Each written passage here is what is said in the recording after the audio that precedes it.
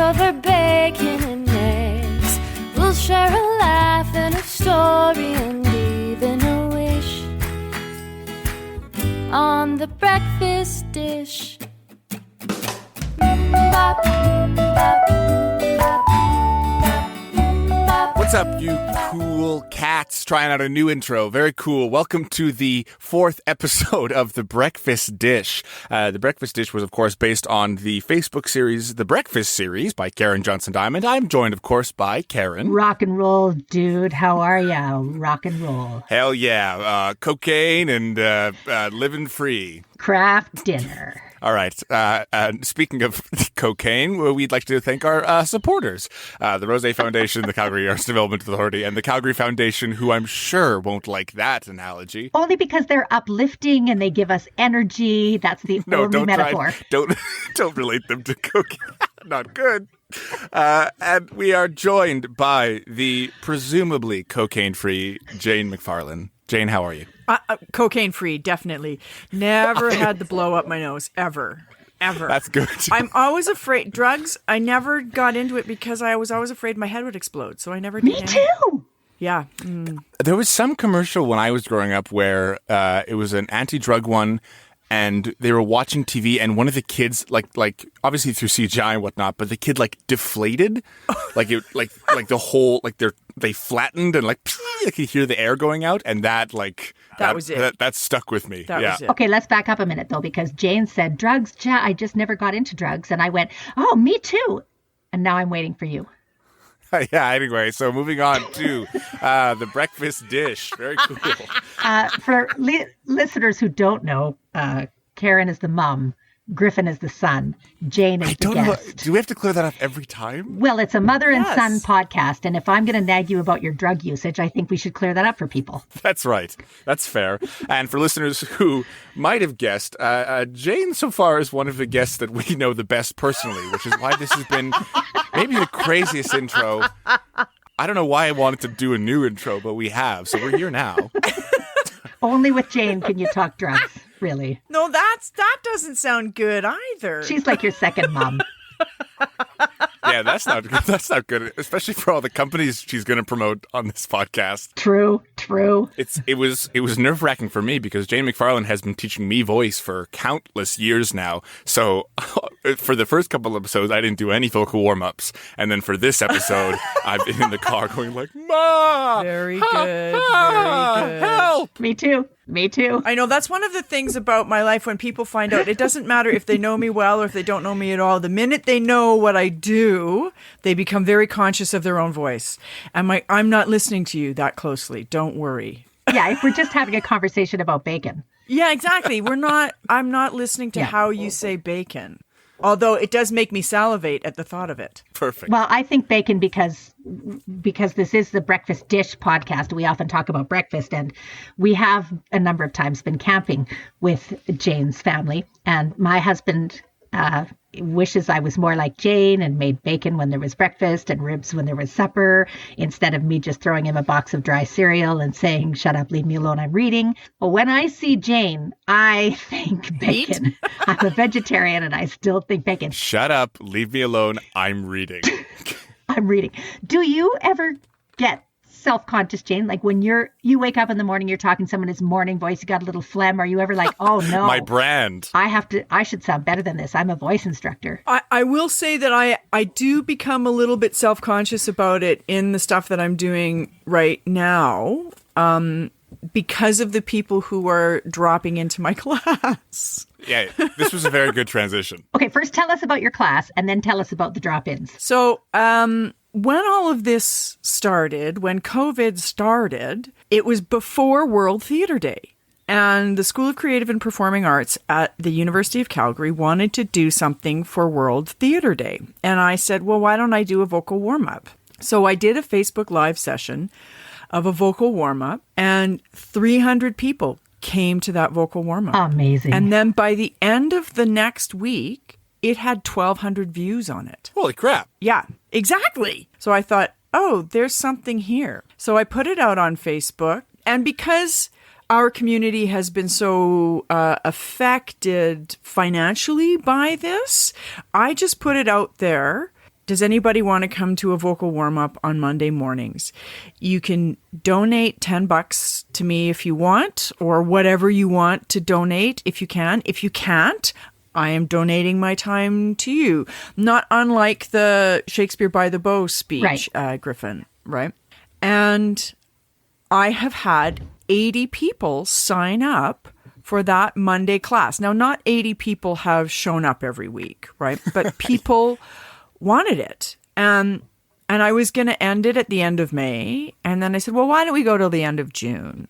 And then as June was coming along, I was like, do you guys want me to carry on until the end of July? And they're like, yes, please, keep going, keep going. So this Monday morning class has become a new, I don't know, weekly ritual or habit for people to get up and start their week with a 1 hour vocal workout. And I just lead everybody through. I don't do anything special necessarily. It's just a full vocal warm up. Get your body moving, get your voice moving, get your breath going. I started throwing text on it a few weeks ago. On June 5th, Kristen Linkletter suddenly died. And Kristen is who I only worked with her a couple of times, but David Smuckler was one of the first people who she trained as a designated Linkletter teacher, and he is my mentor. He is who I trained with. And Kristen has a whole philosophy of vocal training. That's right. I remember studying the Linkletter method in college. That's right. It's a full technique. Her book is called Freeing the Natural Voice. The updated edition is really, really good. It's about 10 years old now. It's more accessible than the original one. And the first time I met Kristen was at a Vasta conference, and she said, any voice teacher who doesn't know "Oh for a Muse of Fire" isn't worth their salt. And so I thought, okay. So I memorized it. That's actually, wait a minute. That's the first text that I learned in my first vocal class at the University of Lethbridge. Doug MacArthur, I think. Oh, he taught the first text we were at. It would have been. Was "Oh for a Muse of Fire." For sure. Wow. What is a Vasta conference? The Vasta is... Oh, I know. It's Voice and Speech Text Association. Trainers. Voice and Speech Trainers Association. Okay, I was way closer than I thought I would be. You were good. Okay, you were good. And it's an American organization, and I mean it's a bit more global now, but it is really focused on the American voice profession. But we are building our own in Canada, and I'm one of the leads on that. And those meetings are happening all the time, so we're building that too. Anyway, I think those Monday morning sessions would be so great because I find a really helpful tool for me in rebuilding the kind of normalcy, or rather finding the new normal, is that sense of like routine. Yeah. But it also adds a level of, especially for folks in our career in the kind of performing arts industry, it adds that also level of like conditioning. Like you kind of feel like you're still working towards the thing that you love, and you're kind of keeping in shape, whether that's physically or vocally. Absolutely. Absolutely. And that was kind of the point, is to give us all something to do so we didn't feel like we were losing that muscle. Right. And a lot of people have said, can you get a YouTube channel going, Jane? And maybe and so that's sort of the next step of this. That's the next iteration. I'm taking August off. I'm really tired. Yeah. Not because of 1 day a week. Good Lord, no. But there's been a lot going on, and I think we've all been challenged to, as you say, find a routine. Who am I in this world? What am I doing? And I've been spending a lot of time answering that question, and now I need to just sort of sit with it for a while. But I'm hoping in September to offer something new. You need to say, shut up, leave me alone. I'm reading. I do. I need to say, shut up, leave me alone to myself, though. Oh. Interesting. Right? Like I have to always keep going. And when they're asking you to start a YouTube channel, is that like you'd make a 6 episode lesson of voice rather than doing something live? Yes. Interesting. Yes. So I would do like, here's the vocal warm up for an audition. Here's a vocal warm up if you have, if you need to do a classical audition.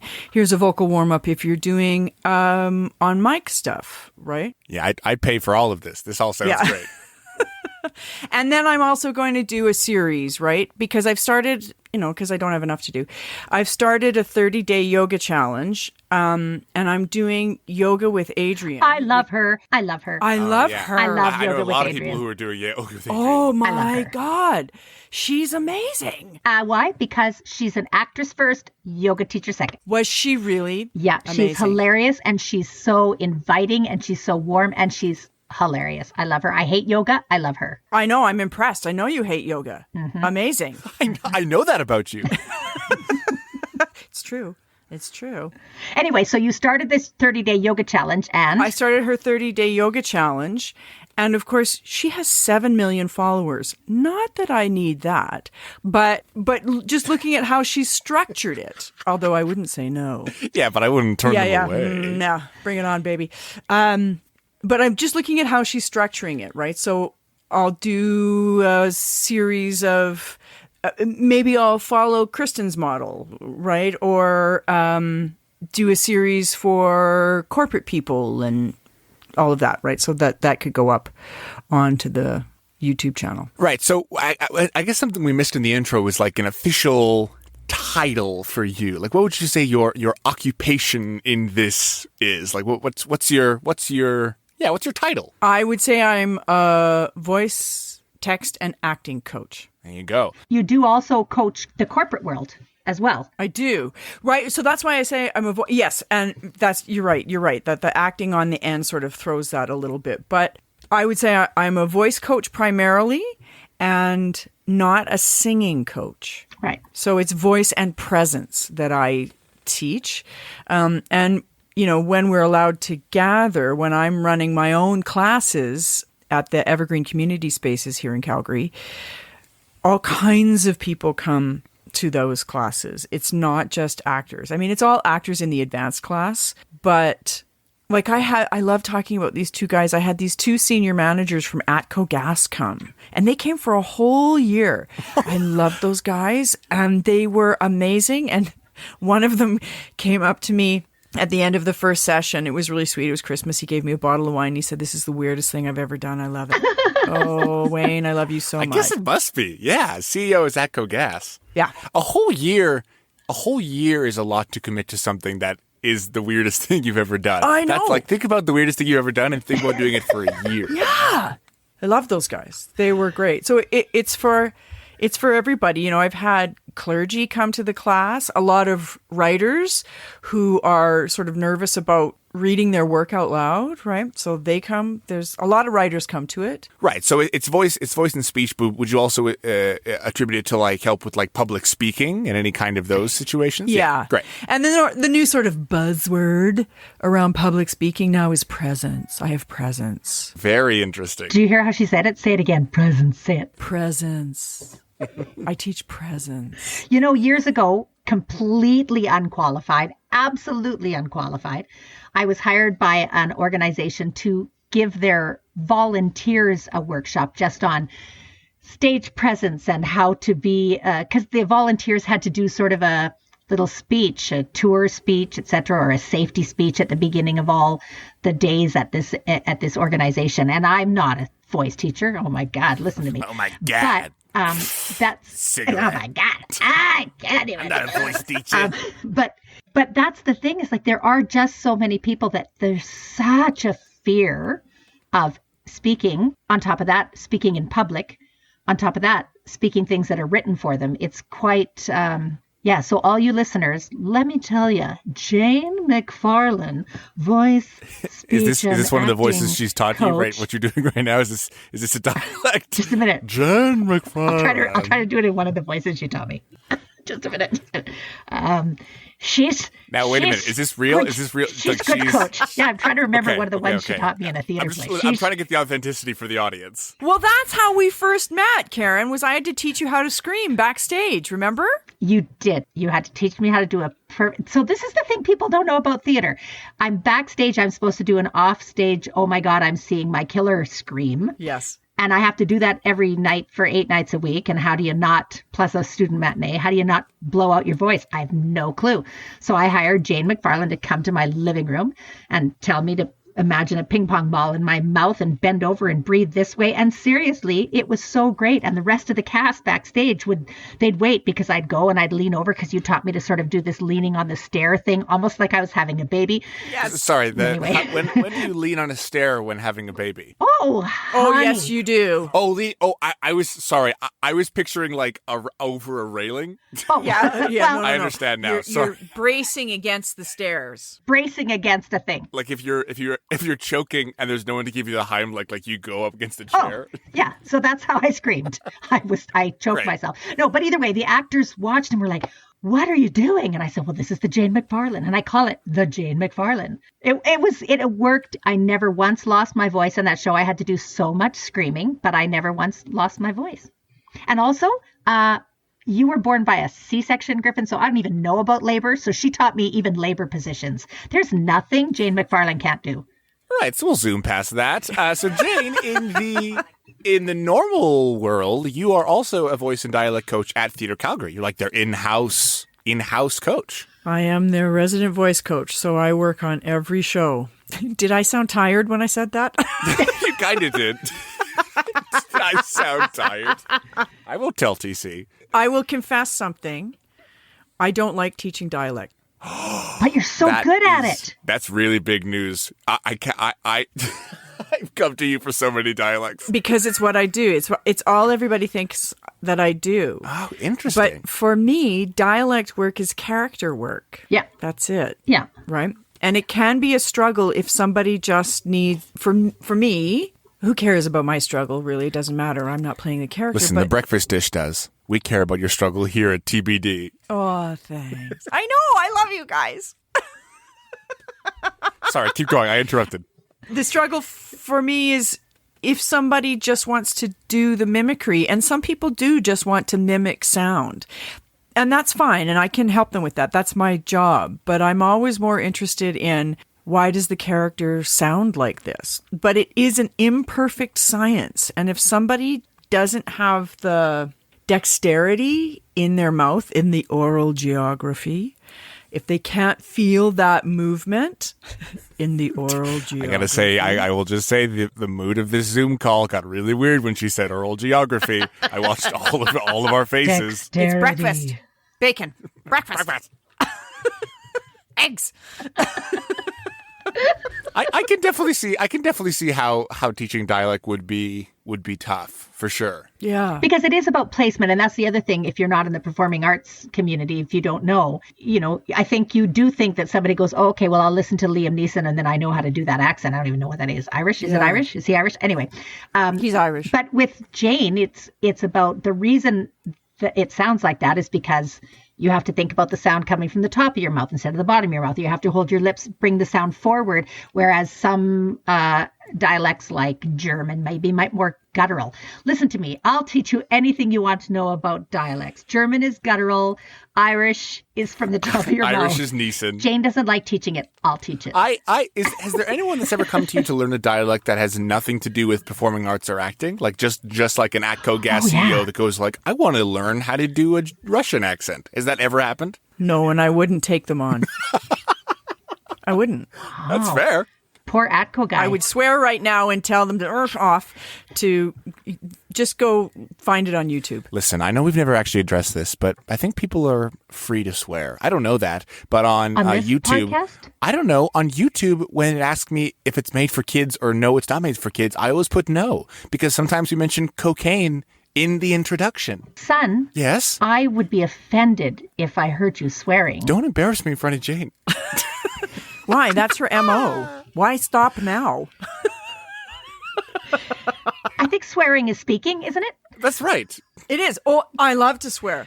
I love it because it's just a full expression of your voice. Oh, and the sounds. Oh, out it goes. It's so good. They're Love very, it. like anatomically, like rhythmically very satisfying. Yeah. It's really awesome. I have a very big picture question for you, Jane. Okay. What got you first interested in coaching other people on their voices? Like at what point in your career did you find out like you were good at it, or did you find out that you were really interested in it, or like what was What was the click moment for you? She saw me on stage and I was doing Shakespeare like this. Oh, for abuse of fire. I have to fix this. This is my new mission in life is I have to solve this. I'm still working at it. Sorry, really, that is a good question, Griffin. Well, I was an actor in Vancouver. Did you hear that? Vancouver.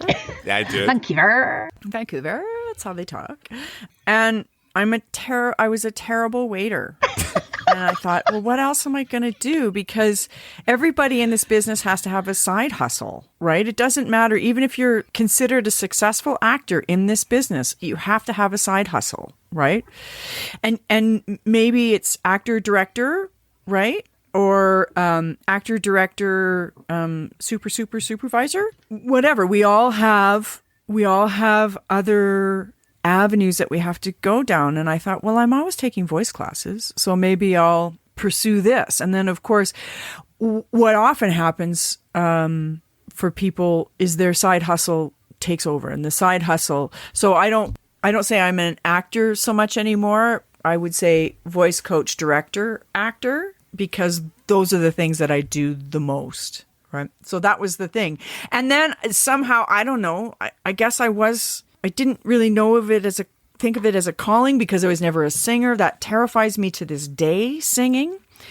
But yeah, it's made my life, right? It's given me a life. Right. I have a big picture question for Griffin Cork. Oh my God. Griffin, right here in front of Jane. It's not about me. We're supposed to host. Jane How has dare you? Taught you. Jane has directed you in a Shakespeare play.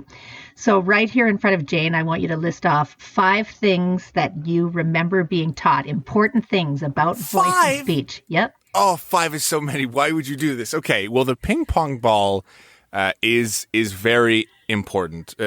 Or rather, it's the ping pong ball metaphor has stayed in my head for a while. This is something that I didn't click with until... I mean, I guess how all theater school teachings happen, it didn't click until like a year later, is when speaking classical text, kind of, I don't remember the phrase Jane used, is the ramp or the, like going up at the end of it, is keeping the energy, like rather than dropping the energy at the end of the line, like, oh, for a muse of fire. So for a muse of fire, like it's got to go up. And I don't even know if I did it right there. That's very important. That's helped me, I think. Without making it sound like upspeak in a question. Yeah, oh, for a muse of fire? Vancouver? So it's not that kind of for a Vancouver? muse, Vancouver? I hope no one from Vancouver listens to this. We love you all. Anyway, in almost every Jane MacFarlane warm-up I've done, we've done a pant, and the pant is like the but you have to also make sure that your breath is happening from your stomach, like from under your belly button, and you also have to have your tongue out. I've done a tongue out pant with Jane 4 or 5 times. I put that in almost every warm-up I do. We're back to that being a podcast not suited for children now. Why? How so? Your tongue I don't get it, Karen. Can you explain it? Can you explain? I don't get it, Karen. Do you want to get into it? Do you want to explain that one? No, I'm still waiting for your next 2 vocal I hate thoughts. that you're keeping count. Okay.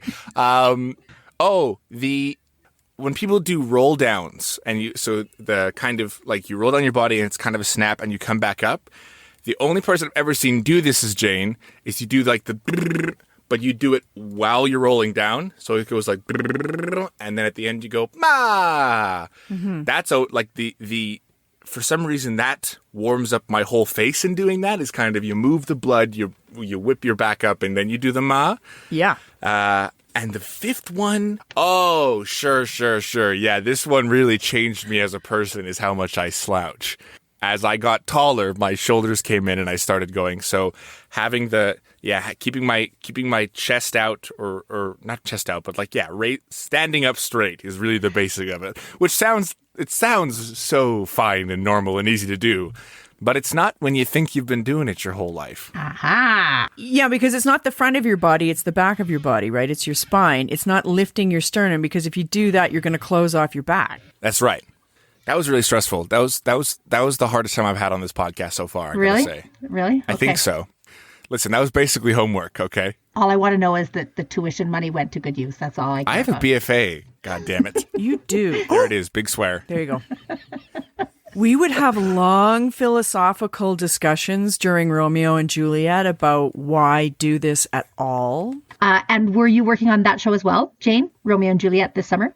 Shakespeare by the Bow and Christmas Carol are the two sort of big meaty time consumers for me every year with Theatre Calgary, mainly because Shakespeare by the Bow is an emerging artist program, and we really try to be the bridge from training into the profession to start to understand how to use the techniques that you were taught in school to do this show. And for most people, it is the longest production you'll ever do, in the sense that you're doing it for about 8 weeks. 6 weeks? I think it depends if we extend or not. Right. I think it's 6 weeks, but still, a 6-week run we don't often get to dig our teeth into, do we? So it's really about learning how to sustain your craft over that time. So this year, Romeo and Juliet's online. Yeah. Through Theatre Calgary and Shakespeare Company. It's brilliant. They're using all sorts of social media formats, platforms. What was different this year when you're telling kids, like don't pop your peas into your TikTok, kids? What? Don't pop your peas into your TikToks. How do you teach professional actors, emerging actors, to use a clear voice on an entirely different medium than acting outside in a park? It's much more about it's about grounding a different way, right? And making sure that the breath is there and the channel is free, but to not push your voice out. And one thing that was happening during rehearsals was everybody's yelling at their computer. They're yelling at their Zoom call, right? Because we yell at it. And that it was disconnecting them and losing the subtleties of telling the story. Now, there's nothing subtle about the way we're telling this version of Romeo and Juliet. It's not. It's very broad and very jokey. It's really fun. It's lovely. It's wonderful. Yeah, it's lovely. And it keeps us engaged for the 45 minutes to an hour. But the difference is being sort of connected to yourself a little bit more. And like I said, not pushing your voice out. Whereas on the hill, boy, oh boy, you need to use all your guns even though it's mic'd when we're outside, you have to forget about the mic. Whereas now this year, you have to kind of remember that you need to be present, but you don't have to overproduce your voice. Now I've taken you on a discussion about, theater voice again, because it's all I know. Theater, it's my only form of reference. However, you're doing online Monday classes, and you had taught all year at the Evergreen Spaces, but you're doing something at Stepping Stones, I think. Skipping Stone, that's right. Skipping Stones. And of course, these discussions started prior to COVID. We were going to do these classes face-to-face.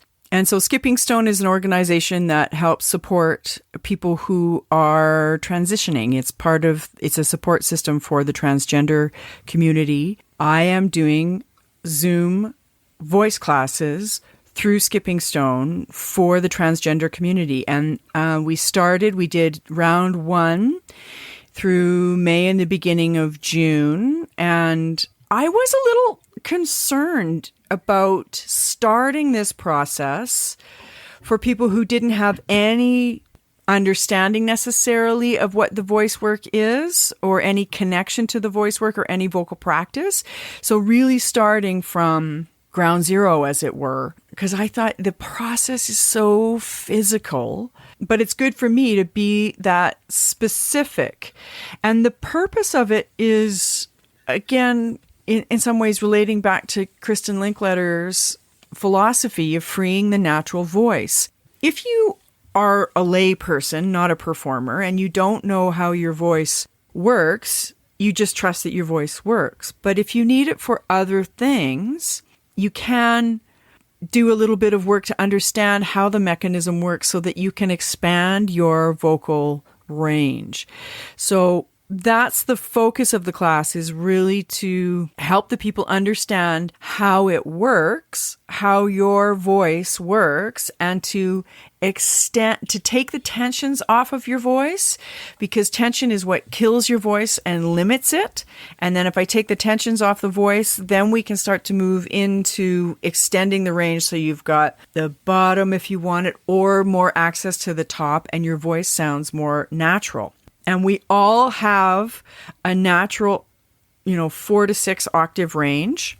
We just need to sort of push it a little bit more if you haven't accessed those parts of your voice. And so you can start to understand it and make the choice of where your voice wants to live. This is very lovely. And only because it kind of sounds like very smart teaching, I kind of wanted to transition a little bit, only because we're getting close to our wrap-up time.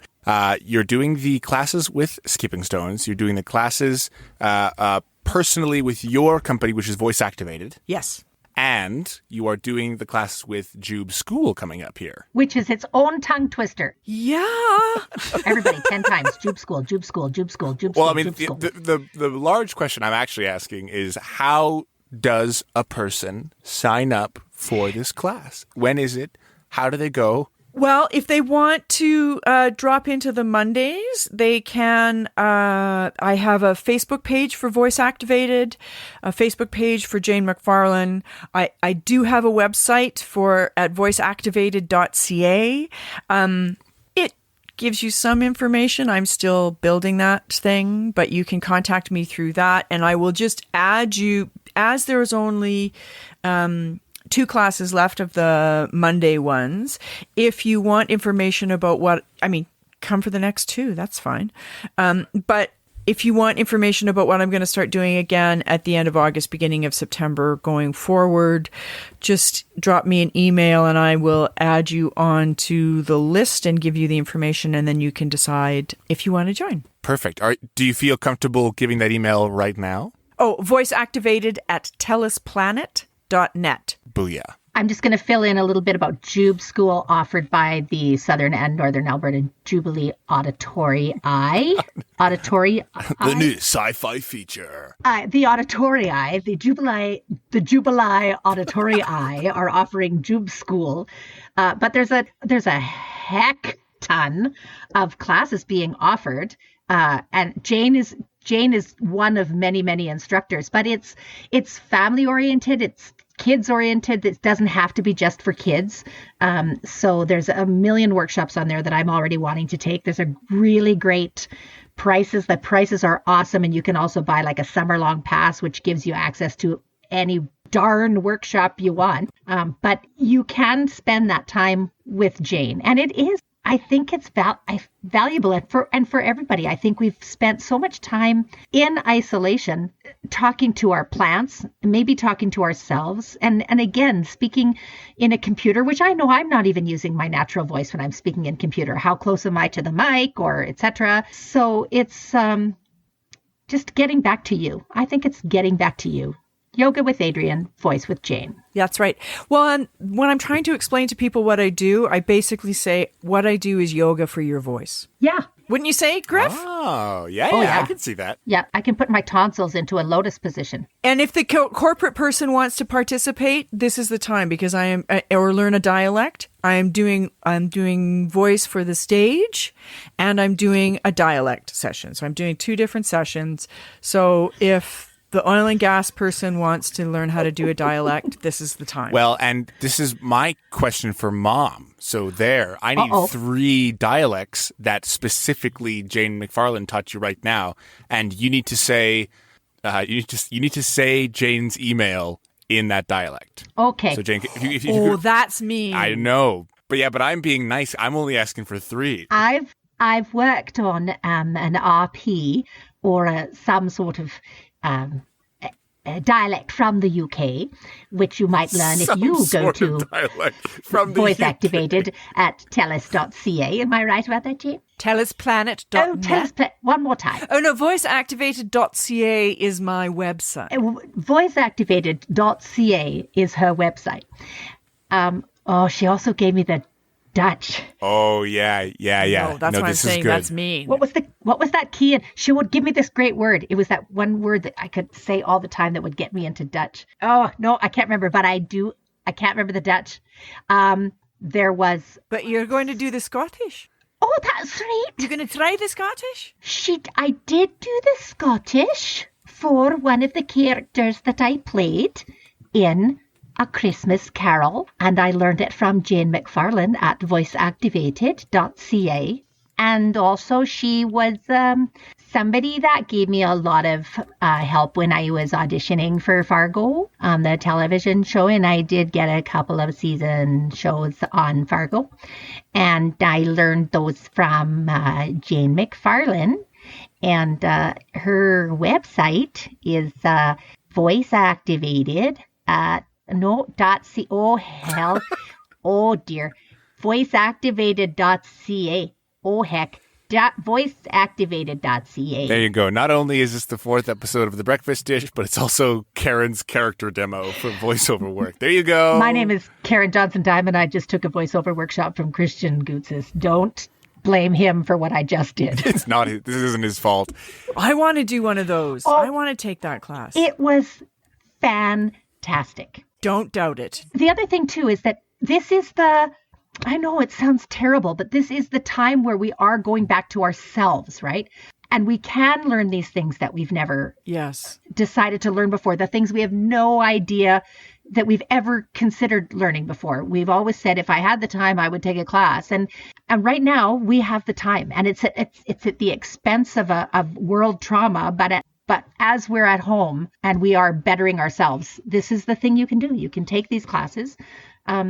And the longer we're on Zoom, the less weird it feels to me. Yeah, absolutely. And I'm grateful that it's actually happening at this time where we can connect with each other. We can at least see each other and have a conversation in some way, even though we can't physically be present together, that we can't hug. And Jane, if we were present together, we would have had breakfast together. We would have. What did you have for breakfast today? I had a piece of toast.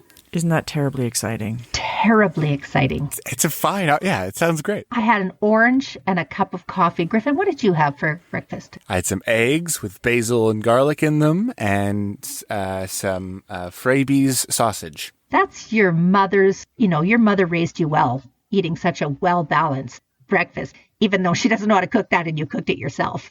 Well, I should have had some fruit or something. Yes, but you and I are menopausal, Karen. We have to cut back on what we eat. Right? Perfect. Well, on that note... Sorry, was that too much information for the breakfast dish? We're here now.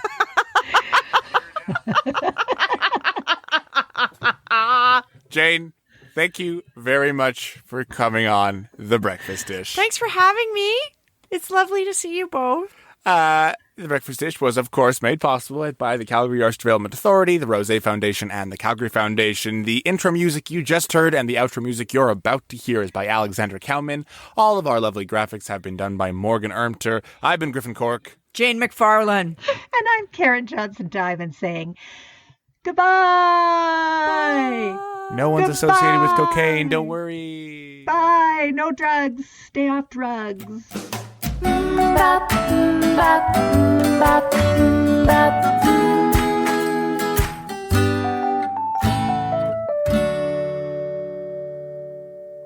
This has been The Breakfast Dish.